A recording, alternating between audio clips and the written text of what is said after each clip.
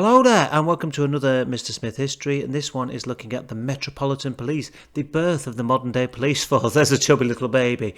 Now, the Metropolitan Police operated in the whole of the London area except the City of London. Now remember, the City of London is a square mile in the centre of London. It's only actually a very small area, and the Met, operate across the rest of London. So first of all, we're going to have a look at recruits. Now, most of these recruits came from outside of London, and the reason they came down was because they were attracted by the good pay. So this was a fairly well-paid job. Some of them used to have been soldiers, but many had backgrounds in farm work and that type of thing. There was quite a lot of issues in terms of absenteeism, so people being absent from their posts and missings, and there was quite a lot of issues and a bad reputation formed due to drinking.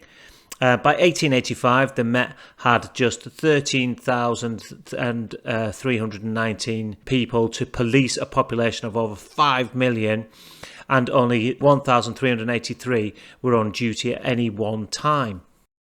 One of the main ways in the Metropolitan Police worked was using a beat constable. Now, what they wanted to do, their aim was to prevent crime, and to do this, they would send out men onto the streets and they would walk a beat. So they would patrol a set route of streets to deter criminals from committing crimes. And while they were doing this, they were a presence in the community, and they would largely be involved in breaking up fights, asking people what they were doing, and arresting suspects.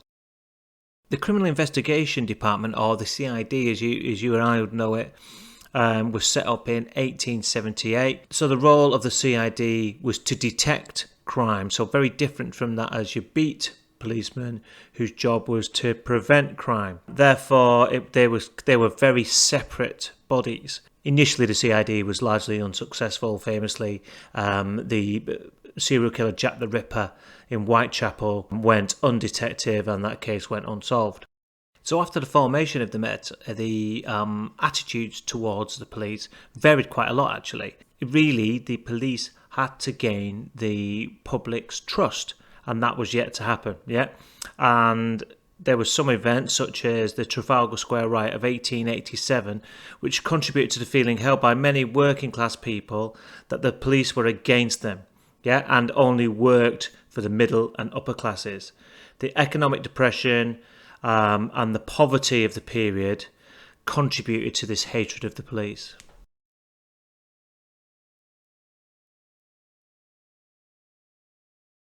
But that brings us to the end of the little video there on the Met, so quite a short one, and it also brings us to the end to the little playlist to do with law enforcement and crime and punishment. Check out the other playlists. There's one coming up to do with crimes, etc. Thank you for listening.